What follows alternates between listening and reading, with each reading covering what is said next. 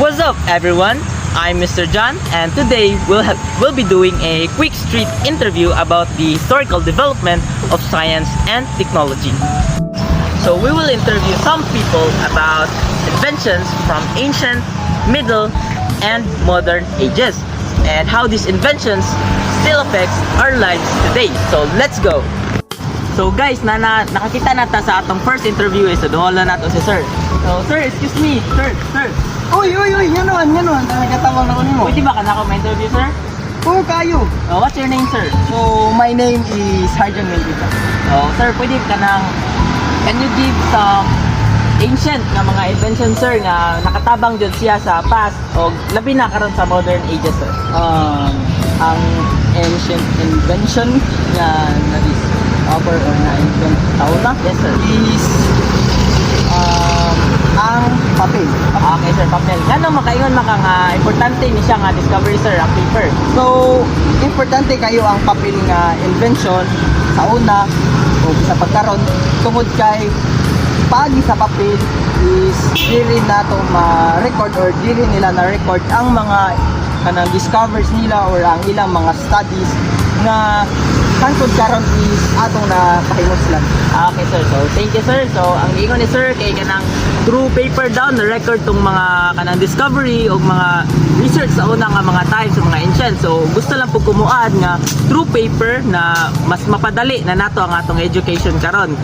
Through paper, mas accessible na ang atong mga learning sa atong mga estudyante. So, thank you, everyone. Thank you, Sir. God bless. So, mag-interview na po taglain nga tao aron ma-share po nila ilang mga opinion about sa kaning mga invention sa tao nga importante sa ato. So let's go. Na si Kuya dire. So excuse me, Sir, kanang pwede ka ma-interview na mo? Sure. Okay, kanang what's your name, Sir?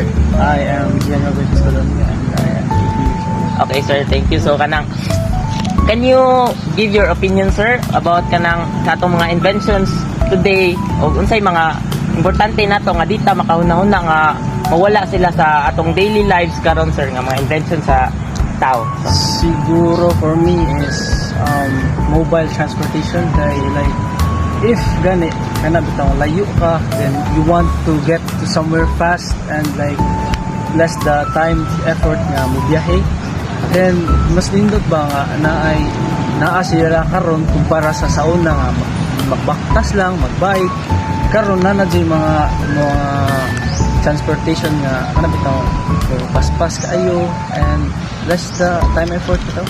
Okay, Sir, so gipili ni Sir ang transportation. So tinuod jud nga compare sa sauna nga kanang wala tay mga modes of transportation, bali maglakaw lang or kanang mga tinaraan like kalesa or something mga kabaw. So kanang importante jud kayo ang mga transport vehicles karon sa daily lives sa mga tao aron maka malas ang time effort nga magbiyahe ka makadong ka dayon sa imong kanang destination. So thank you, Sir, and salamat kayo. God bless.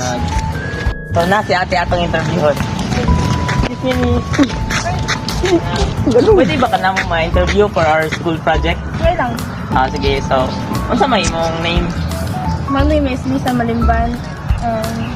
I'm 19 years old.